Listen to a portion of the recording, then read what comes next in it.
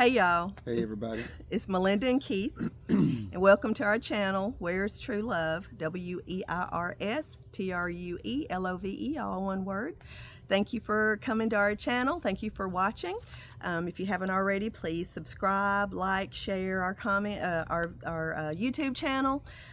We're doing this YouTube channel to help other people who want to travel, who like to travel, hopefully give them some inspiration.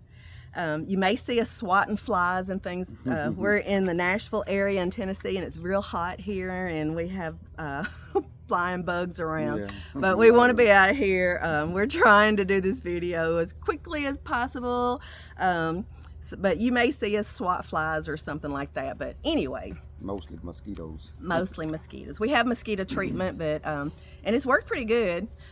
We're getting off topic here. We're 3 days back from doing a 14-day road trip by route of 66.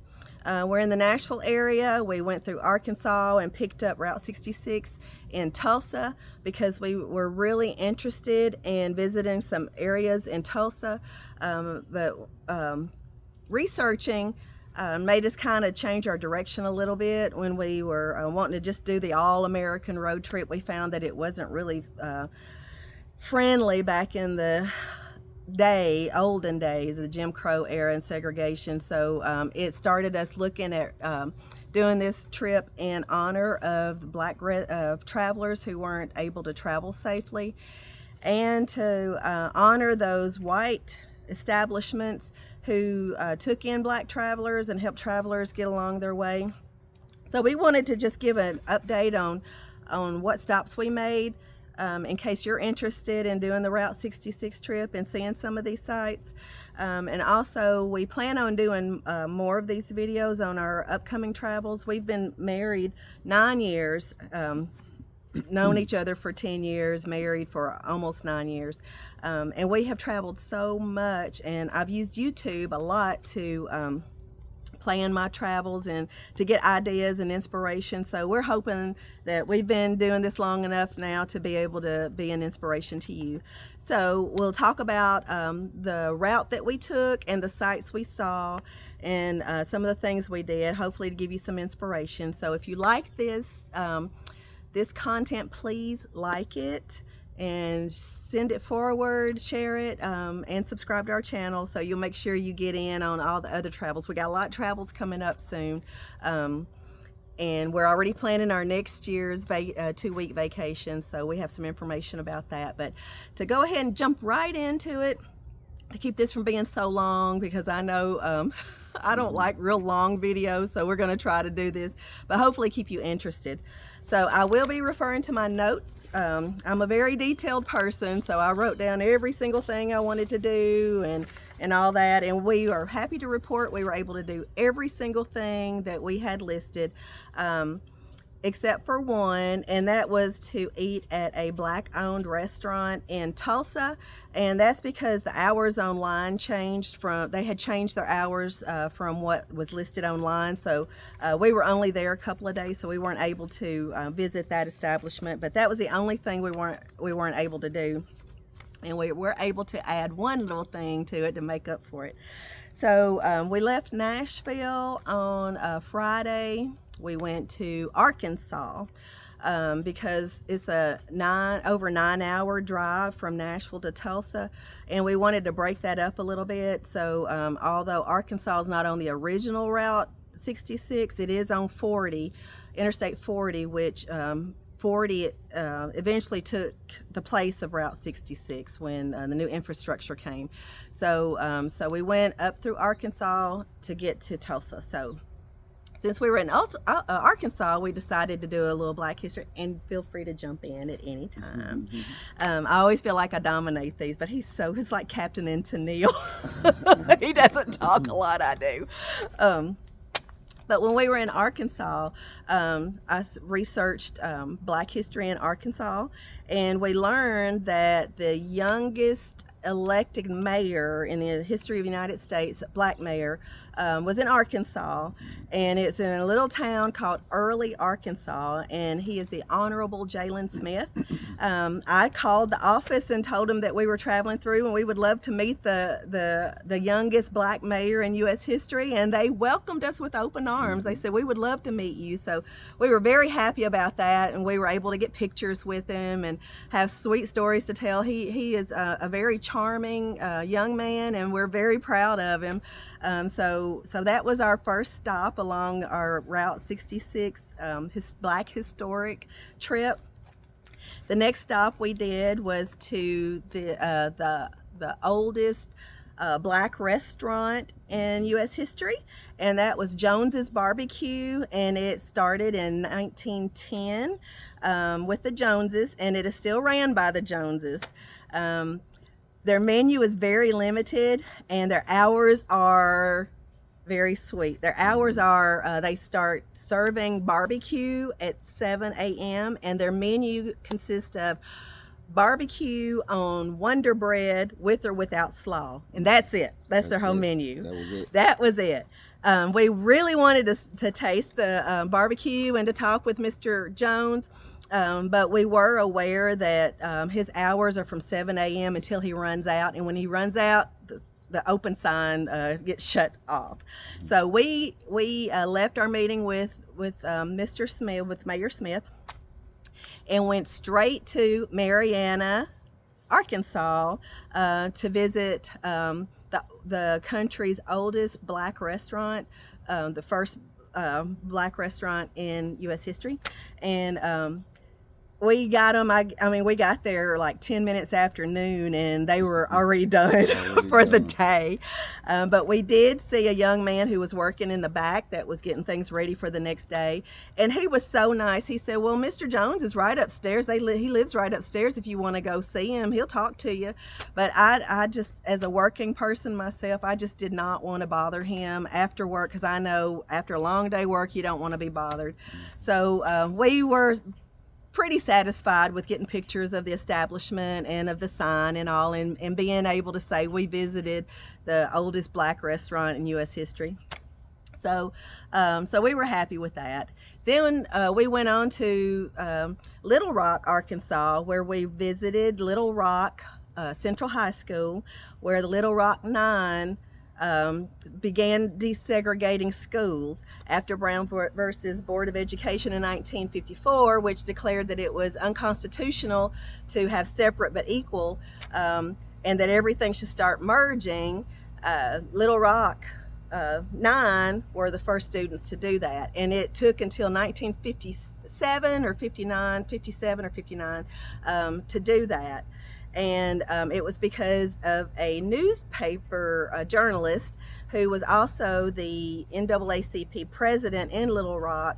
She just felt like it was taking too long to desegregate, so she personally selected 9 students who made great grades, who had real good attendance, to be the ones who was going to spearhead this desegregation of the schools. So I believe it was Eisenhower. I did research in the beginning. So he thought that it was moving too fast. President Eisenhower thought it was moving too fast. He wanted to start desegregating parks and things like that. He thought that doing schools was just a little bit too fast, but it was taking so long. So, it was like jump in. So we were able to visit the Little Rock, Arkansas Central High School, and it is the only functioning historic landmark in the country. So it's a school that is still functioning as a school. We weren't able to go in. They don't do tours on the inside because it's still a functioning school, and summer school was going on. But they have a very beautiful campus, and they have a lovely museum that's adjacent to it, and they also have the I think it was a mobile gas station still that's been kept up, and that's the place where all the journalists would meet every day as they were doing the story on the Little Rock Nine, the history of that. So that was our trip to Arkansas. We had a great time. Spent one night there. We stayed at Choice Hotels most of the time as we went. Choice Hotels are really nice hotels, and we did a lot of reviews of the hotels that we stayed at. So if you just look on our page, you'll be able to find a lot of reviews that we did. Those we did walkthroughs showing you. But Choice Hotels are usually very nice. They do have different levels.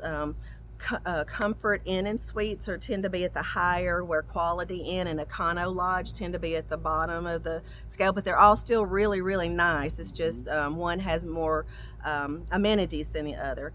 So they usually have swimming pools. They have guest laundry, and the laundry is usually around $1.50 to do a load of clothes, and then $1.25 to dry them. And they usually have the soap and things like that in case you forget it. So those are the Choice Hotels. They have breakfast every morning for you. Now, it's not like going to a buffet or anything, but they're real famous for having their waffle irons and doing waffles.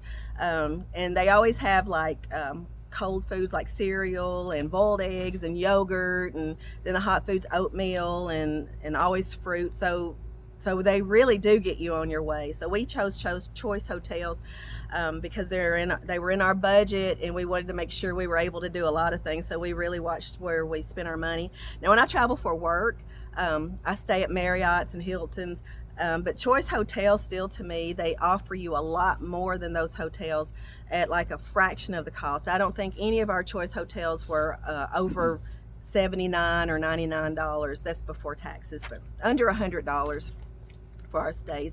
And we stayed at Choice Hotels most of the way, and I'll tell you which ones we didn't stay at, and that's only because either they weren't offered or it was more expensive. But anyway, after Arkansas, we went up to Tulsa, and we stayed in a Choice Hotel in Tulsa, and we learned a whole lot there. We wanted to visit Black Wall Street, and then in the Greenwood district. That was something that interested me, and while we spent a couple of days there. And I'm going to look at my list to make sure that I cover everything. Like I said, I made a list of things we wanted to do and see. We did get to visit the Blue Whale of Catoosa, and that, we understand, is the most iconic item on Route 66. So we wanted to make sure we visited that, and we have videos of that on our channel. So you feel free to go look at that. And we were able to visit the Route 66 historic village that they have there in Tulsa. We were able to go visit the Bucks Comic and Curios, and we did a photo up with the big cowboy that was there. And we were able to have a very nice romantic picnic in the river parks. And we spent that day riding. They have a 26-mile greenway through that area, through Tulsa, and it was beautiful. It was around the Arkansas River. The Arkansas River goes up through there. It was around the river, and they had different trails that led off from it. So we were able, I don't think we did the whole 26 miles, but we took our electric bikes with us, and we drive a little kicks because the gas mileage is so good. So we have Benelli bikes that fold, and we were able to put them in the back of the car, and whenever we wanted to ride them, we take them out, unfold them, and ride around. So we were able to do that and have a very nice romantic picnic at sunset. We love romantic things, don't we? We're so in love. So we were able to do that. Eating at the Alpha Grill, we didn't get to do that because they closed at 7. When online it said 9, so we got there at like 10 minutes after 7, thinking we had plenty of time, but we didn't. So visiting Black Wall Street is a beautiful museum there, and just walking the streets where wealthy black people used to live back in the 20s, early 20s. They own their own airplanes, they own their own banks, and it was literally separated by railroad tracks. You had white Tulsa and you had black Tulsa, and it was literally railroad tracks. So black Tulsa was very vibrant and thriving. It was a very rich city. They called it Black Wall Street. They did business. The same dollar bills were traced to be inside that little area. Unfortunately, there was a lot of jealousy among the white Southerners who had moved up there. And we're Southern. We know how it is in the South, and this we believe to be true from the research. They could say no, we can believe it to be true, that there was a big influx of white Southerners that went to Oklahoma trying to get rich. They were jealous of Black Wall Street, and they let an incident that turned out to be a rumor start what they refer to as the Tulsa Massacre of Black Wall Street. So there was an incident in an elevator where a young white woman was touched inappropriately, and she even said it was by a white man. But these jealous people, they turned the story around and said it was by a black man. So of course they got infuriated. They went to the Black Wall Street. They burnt it to the ground. It was very sad. It's a very moving, and the museum there even had areas where they warned you before you went into the next area that you could be very triggered. So they had safe rooms where if you felt like you needed a moment to collect yourself, you could go to these safe rooms and collect yourself. That's how moving this activity, this event, this museum was. It was very moving, and they had a barber shop that is still functioning by the family there that was burned, and they have like a reenactment of it. You go sit in a barber chair and they're talking to you and all. It is very high tech and very interesting thing to do. So we were able to do that, and we ate dinner at Tally's Cafe that's right on Route 66. They're famous for their onion rings. They had the best onion rings I've ever eaten before. They were so good. And every place we went along Route 66, back in the day, Jim Crow era, some of the research says as high as 80% of the towns that were on Route 66 were sundown towns. And what sundown towns was that Black people or any people of color was okay to travel through during the day, but at nighttime you better be out of that town. So some of the research says as high as 80% of the towns were sundown towns. But we didn't encounter any problems here in 2024, so we're happy to see that things are changing. And everywhere we went, people offered us, they were so excited that we were doing this on Black History. They just offered us more information, and it was very helpful. And it was mostly the white people at the establishments that we stayed are like, oh, well, you got to go see this. So they were so nice and so sweet, had a good time. On the way out of Oklahoma, going on to our next stop in Amarillo, we were stopped and was able to visit the site of the Threet Filling Station. And Threet Filling Station was the only Black establishment on Route 66 that had a gas station and cafe during that era. And it's also the spot where most of the people from Tulsa, Black Wall Street, the Greenwood district, fled to for safety. They knew it was a safe place for them to stay. But Mr. Threet, he owned the gas station, and from all the research we saw, he was a very, very kind man. He and his wife, they just let visitors come and stay at their place if you got caught out after dark and it wasn't safe for Black people to travel.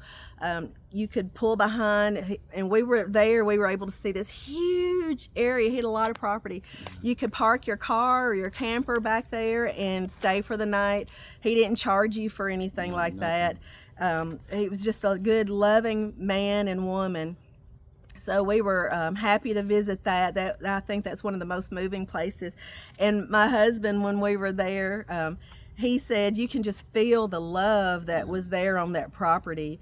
It just had a different feeling to it. So you could just feel it was just so calming and relaxing to know that there was a place like that along Route 66 that just welcomed any traveler. So that was in Tulsa. Our next step was Amarillo, where we visited the Cadillac Ranch. And I think we have pictures on our channel of us spray painting, and that's where the 10 Cadillacs are buried, face down, nose down. and you can take your spray paint. We took our own spray paint, but we did hear that there's several cans just laying out, and we did find that too. And when we left, there were people coming up and looking disappointed they didn't bring their cans, so we were able to pass it on, our cans, to them. So where we were able to leave our mark. Keith Loves Melinda 2024 on that, so that was something fun to do. We went to Paladura Canyon State Park, so this trip also included a lot of hiking and biking. And we went to Paladura State Park, where we were hiked up. We got pretty far up, but we didn't make it to the lighthouse rock formation. But we did get some hiking there, and we had dinner at the Texas Steak Ranch and Brewery there, and that's the home of the 72-ounce steak. Jump in anytime. No, not yet? Not yet. Okay, not yet. Where if you order a 72-ounce steak and eat it with all the sides within an hour, you get it for free.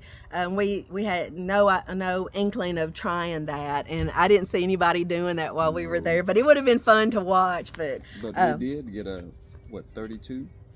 Yeah, I think we got it like a 40-ounce steak. We got the 32 today. 32? I think the 32. Yeah, we got like a 40-ounce steak, and we always share food. It was so much that we had this big bag of food to take back to our room with us. Even with just sharing one meal, we had so much food left over. So that was that. We were able to go to the Midpoint Cafe, and this is the sign where it's the midpoint of Route 66 from Chicago to Santa Monica, so it's exactly the midpoint there. We were able to take pictures there, and it was a lot of fun. And the Black Historical event we did there was that we visited the Black History and Cultural Center, and it used to be a hospital of Dr. James Otis Wyatt, who was a black doctor, and when he came to Amarillo, he couldn't get a job as a doctor in the white hospitals, so he and his wife opened up a hospital that catered to blacks and Hispanics. And again, is another black doctor. He didn't care what color you were. He took care of white patients too. And we were able to visit the home that they lived in, that eventually became the nurses' residence. It's a museum there, but on the day that we were there, it wasn't open. But we were able to take pictures and things like that. And I'm not sure if we have those uploaded yet, but we will get all of those uploaded. So that's what we did in Texas, trying to go faster so this doesn't become a boring video. I'm not bored. There's mosquitoes out here. So that's what we did in Amarillo. And in Albuquerque, New Mexico, we got up the next morning and went to New Mexico. We visited the Petroglyph National Monument, where there was also the, let's see, is that where the, nope, that's not where the next place is where that was. So we visited the Petroglyph National Monument, and we walked around there and took lots of pictures of the petroglyphs and things like that, and they date back to 700 years, so that was very interesting to see. So we were able to do that. We spent a couple of hours. We got there, we wanted to visit the Buffalo soldiers' graves, and what Buffalo soldiers were, they were soldiers that were hired after the Spanish-American War. They were hired to go out to New Mexico and help with the they call it the problem with the Native Americans. As the country expanded west, they sent the Black American soldiers from the 9th and 10th Cavalry out there to help with the Indian population. I don't want to say keep them calm or anything like that, but they really fought them to expand America. So that's what happened. But we learned that the Native Americans gave them the name Buffalo Soldiers because of their appearance. Because of their hair, their woolly hair, their hair like mine, and their skin, and because they look fierce, they were very fierce. So it was it was an honorable thing. And we learned through some of the research that the Indians didn't want to fight the Buffalo Soldiers, and it was the soldiers' job to stave off the Indians as the Americas expanded west. And the Indians were like, "Why are you helping the white people? They're trying to take everything from you and me." So the Indians didn't want to fight the black soldiers. But the soldiers had their job to do, and the West was expanded. So they were, the ones that we saw in Albuquerque were interred at the Fairview Cemetery. So we got to the cemetery about 10 minutes before 4, and they closed at 4. But the nice young lady, she stayed a little bit longer to help us. The Buffalo Soldiers weren't all in one spot. They were scattered out. And this was a huge cemetery.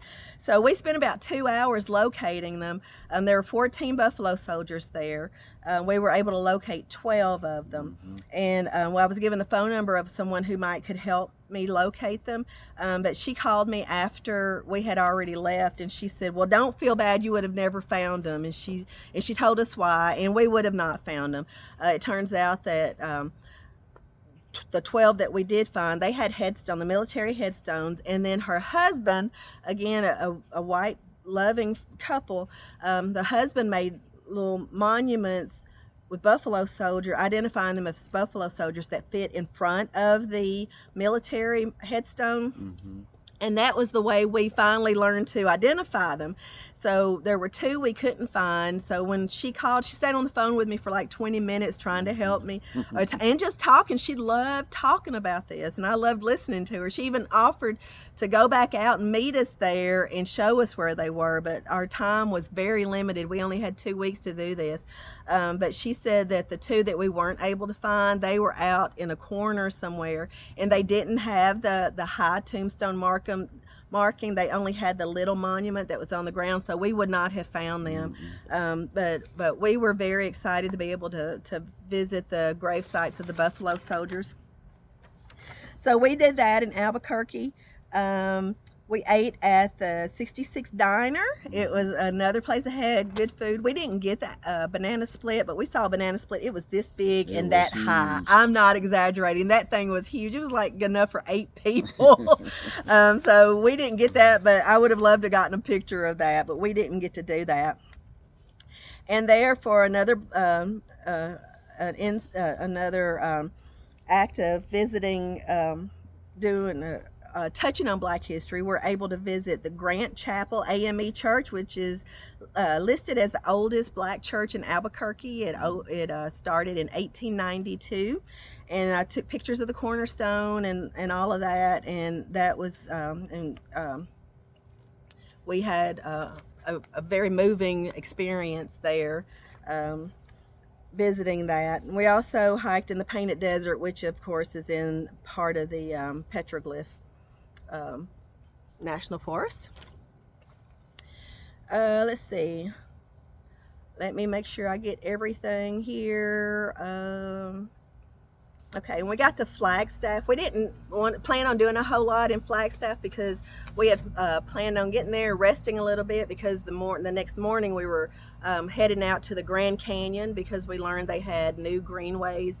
We've been to the Grand Canyon a couple of times, and we've done some hiking, but we had our bikes this time because we learned that they had biking trails. So we were able to bike several hours there, and it was really nice.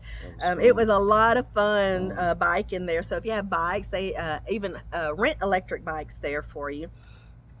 So if you have time to do that, you can do that.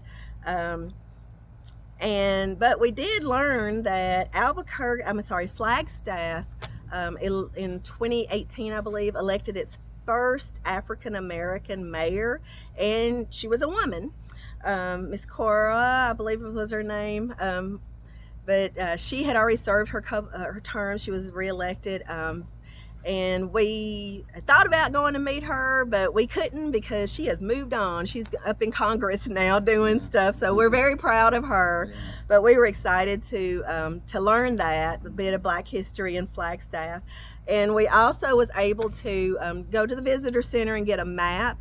They have a Green Book edition walking tour in Flagstaff, downtown Flagstaff in the historic district. So we were able to visit some of the establishments that were, again, sympathetic to black travelers during the segregated era. And like the Hotel Dubois and the Hotel Knackard, and we were able to do some photo ops with some of those eras, and then there was one civic center that used to be a school, a black school. We were able to take photos of that, and I'm not sure if we have those uploaded yet, but I'll get those uploaded to our channel, so you can see those are very, very interesting. So let's see what else we did. So we got up and did Grand Canyon the next morning. And then also, to backtrack a little bit, in Tulsa and Amarillo and Albuquerque, and Flagstaff, we were able to stay at all choice hotels. They were all under $100. They all, except for Flagstaff, they had pools, hot tubs, breakfast in the mornings, washing machines, gyms. They had everything there, all for $79, $99 a night. Flagstaff, it was an econo lodge, but it was exceptionally clean, and it was one of the original hotels that's been bought up by Choice Hotels that's on Route 66. But they still had breakfast. There wasn't a swimming pool or a gym, but that's okay. They still had washing machines. You can't swim every day. We were exhausted. We were doing this road trip in 14 days, so we didn't have time to do it every single day, visit the pools and stuff every single day. But that's what we did in Flagstaff. And then we were on to Laughlin, Nevada, where we stayed at the Harrah's Casino, and I got that room for $35 for the night. I didn't see a lot of other hotels. Harrah's just came up during my search, and when I saw that I could get the hotel for $35, I jumped on that. And it was a king room, and it was huge. Very the hotel nice. was huge. Very nice. Everyone was so nice in the hotel. We won some money.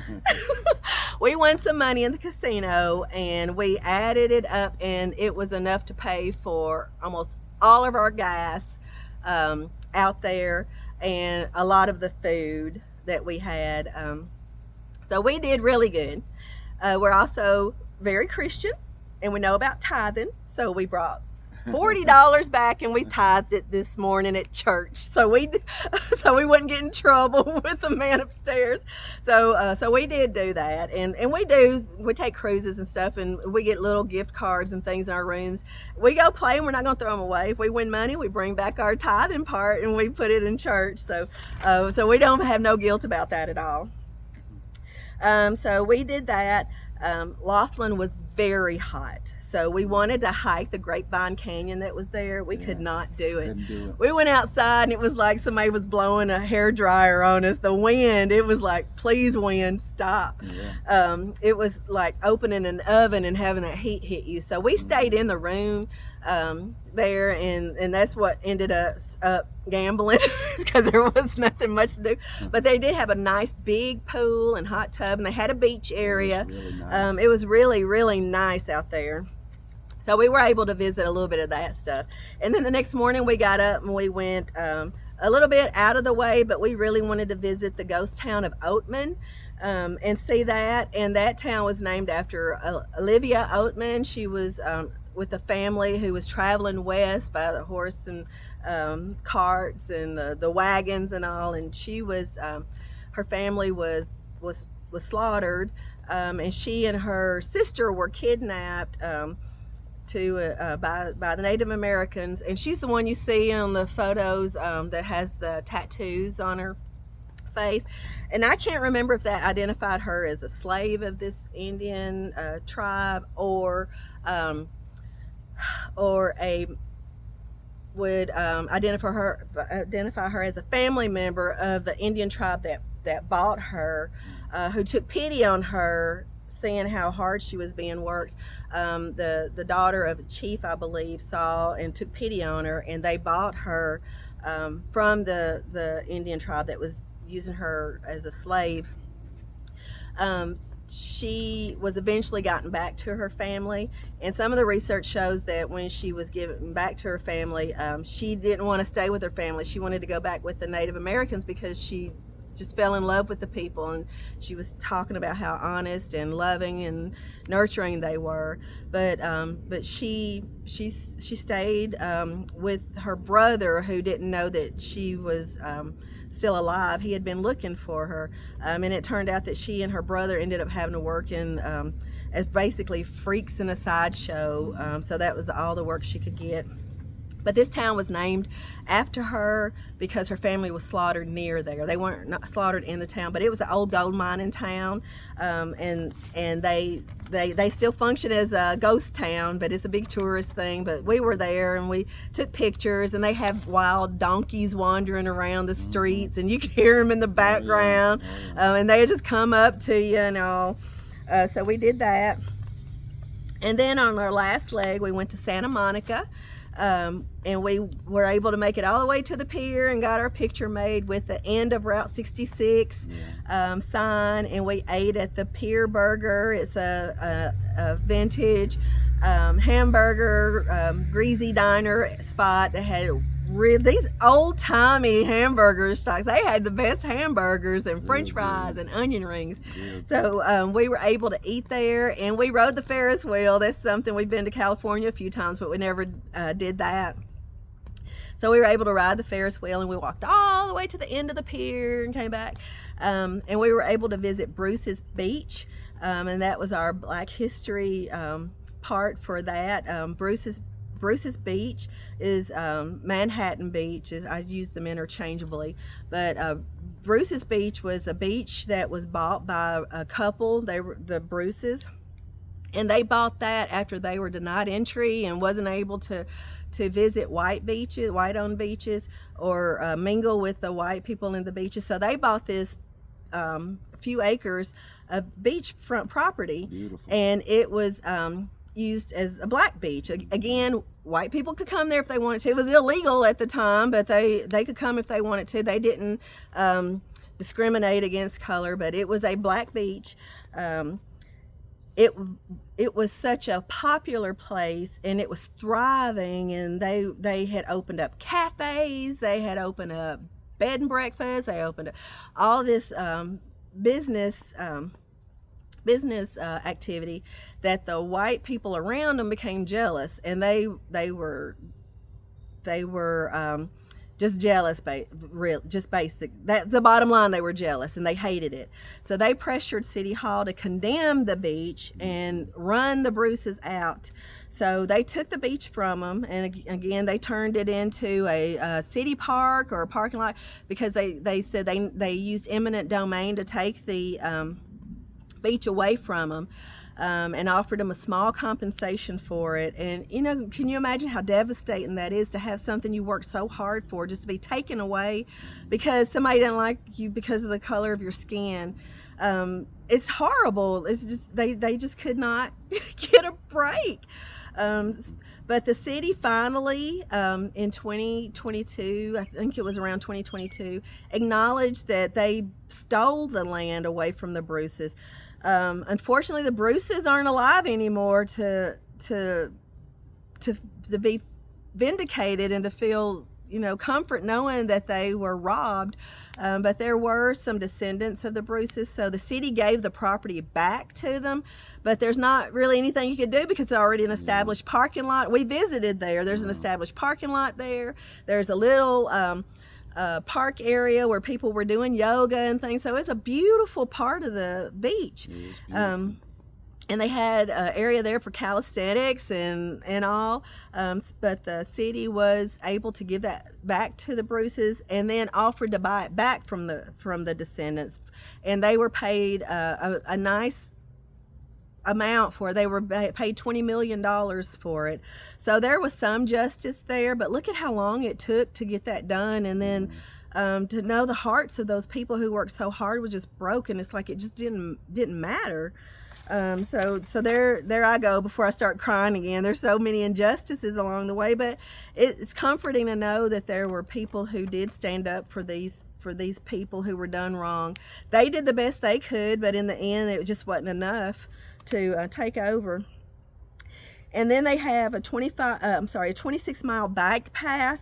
I forgot the name of it, but it's something mod, I think.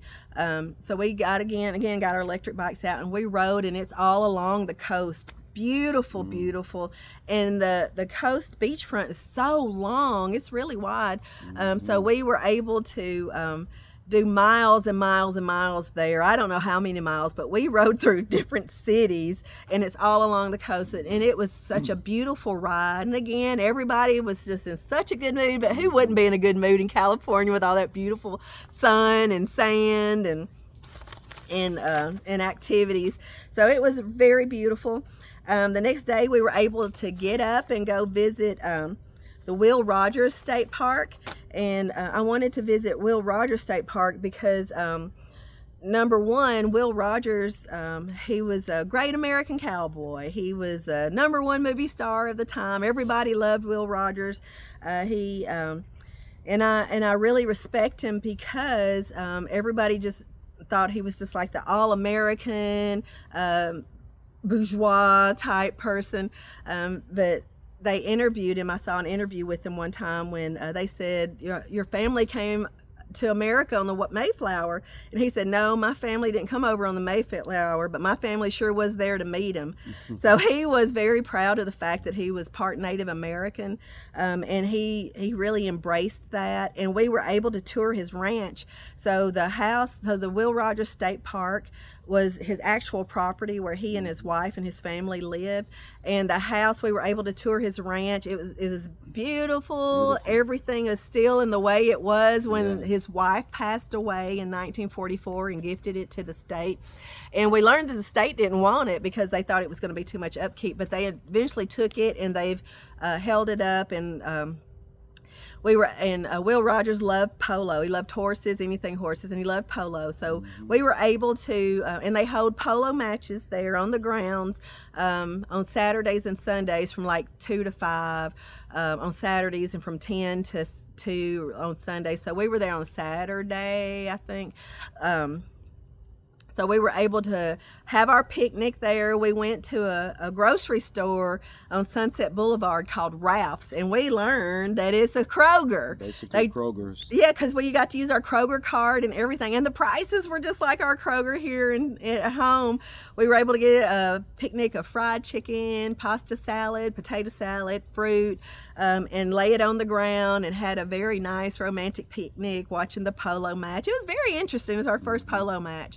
So that was that was Will Rogers State Park, and we had a lot of fun doing that. So that was our trip on the way out there. It took us, I think, 10 days maybe to get out there and to stay from the extra days that we had there. It was like 10 or 11 days. I cannot keep up. I know that when we came back, we did long stretches because we wanted to get back a few days to make sure we had a little bit of time to rest up before we start back to work tomorrow.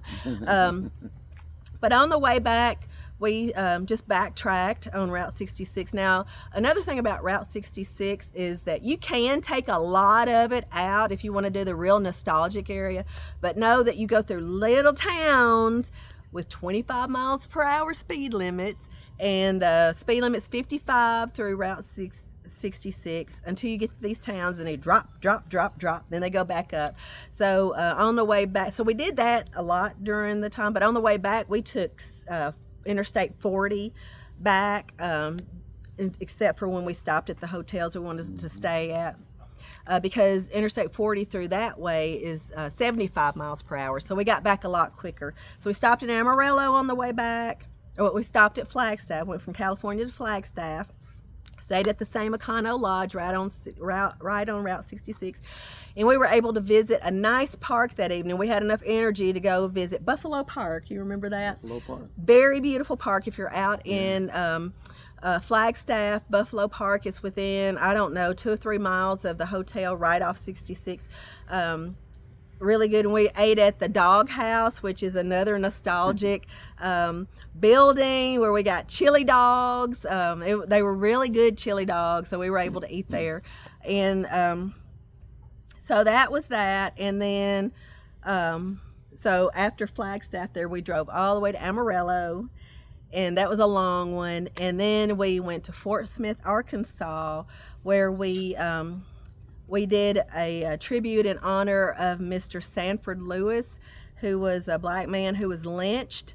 And it was a very, very sad. I did a story on, I did his story. I'm not going to tell it again because I don't want to cry again. But on our channel, I did a story of the story of Mr. Lewis, and it's a horrific story. But it was another one of those where several white people tried to do the right thing and came forward, but it just wasn't enough. The people, his accusers, were bank robbers. They were wanted bank robbers, and then another little narrow-minded person who got suckered in by the bank robber. He just believed every word. So so that's a story that we picked up in Fort Smith, Arkansas, on our way back. And then our last night we stayed in Memphis, Tennessee. And then we did a story on Sputnik Monroe, who fought tirelessly and single-handedly to desegregate sporting events in Memphis. There was a story with him that, you know, he was raised around black people. His stepfather owned a bakery or a laundry or bakery, or maybe even both, that hired a lot of black people. So he wasn't used to being segregated. So when he came down here, he just thought it was the most god-awful thing to have this segregation, and that black people had to sit in balconies in cramped areas. So he just told the fighting promoters, if you don't let them sit where they want to sit, I'm out of here.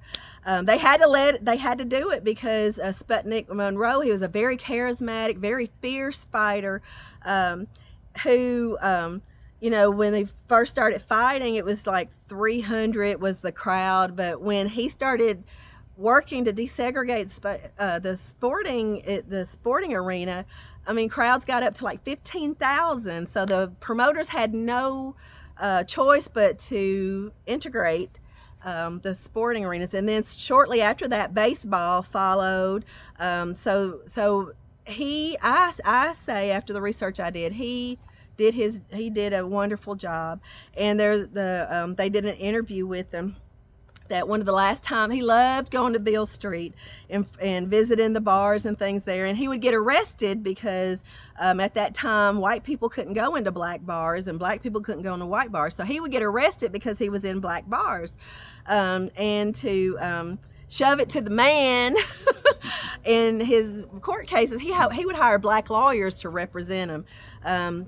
So he really did buck the system. And one of his last visits to Memphis before he died in 2007, he died in Florida at his home. He visited Beale Street with one of his friends, and this young black teenager came up and recognized him as being Sputnik Monroe.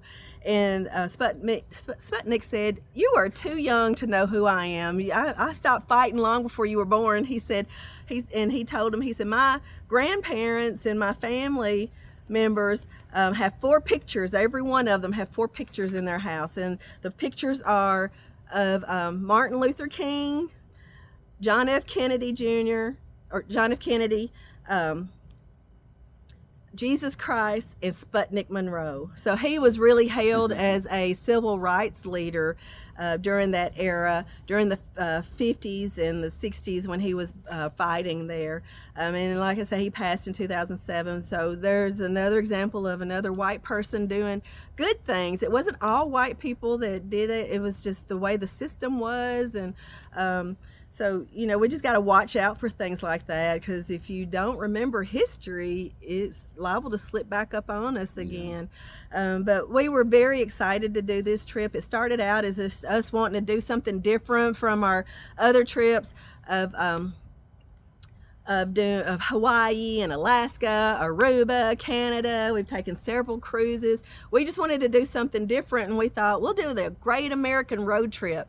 But in doing research, we found it wasn't so great for Black people when it was all nostalgic and everything. So that got us to start researching what Black historic events occurred, and we are very excited to be able to touch on those areas and bring it back to you and hopefully encourage you and inspire you to go out and look at these things yourself. We are already planning our next year's trip. It's going to be another road trip. We had so much fun. You wouldn't think that 14 days together. But we are still smiling. We're still in love. We had such a great time. Everything just fell into place. We didn't have not one single bit of bad weather, no rain or anything, except in Nevada when it was 115. It was so hot, but that's okay. We knew it was going to be hot there. We took a lot of water. We packed up our car. We had everything we needed. We had our road trip snacks for every day. We just had such a good time. It was just like we were nomads, just going from place to place, and had so much fun. And we had so much fun that we're going to do it again next year. Only this time we're looking at flying out to the West Coast and doing a West Coast road trip. Doing a couple of days in Napa Valley. Going to San Francisco. There's not a lot in San Francisco I want to see, but I would like to visit Alcatraz. I'm a criminal justice. I have a master's in criminal justice, and I love anything dealing with criminal activity. So I want to visit Alcatraz. It's out there. And then we've been down the Pacific Coast Highway, but it was just a day trip. So now we want to go spend a couple days in Carmel by the Sea, where Clint Eastwood was the mayor at one time. And then spend some time in Big Sur, and then go up to Yosemite and spend a few days there, and then go back to San Francisco and fly back. So that one we would be flying out there, and then renting a vehicle, and then doing the road trip, and then flying back. But this was a long road trip that we just did, and we had so much fun. It was so much fun. Oh, and another thing I wanted to tell you, we got to stop by. We learned from watching her show that she is right on Route 66. We watched every episode, but we were able to stop by her office. Other girlfriend. She's my other girlfriend too. she is hot though, but Dr. Pimple Popper, we stopped by her office and was able to take pictures there, and she was on vacation, but her sweet staff was able to give her. She said, well, we have a gift for you if you want it. So we got an autographed picture of Dr. Pimple Popper. So that was another highlight of the trip. We were able to pop in there and take pictures and actually see her office, and we saw where she used to have her tent during COVID. And but we were really happy to get to visit that too. So that's it. That was our road trip. It's getting dark, so we're gonna have to wrap this up, and it's already gone like 40 minutes past how long I wanted it. But this was more in depth of what we did. Also in Santa Monica, we did not stay at a Choice Hotel because Choice Hotel was like $200 or $300 more than the Best Western. But the Best Western we stayed at, it was like an air park. It was called Air Park. It was right across the street from a Roscoe's Chicken and Waffles, where we ate a couple of times. It was very good, but this hotel also had a swimming pool, a gym, and breakfast every morning. So we felt like we got great value for that. But there's our trip. We hope it's very helpful.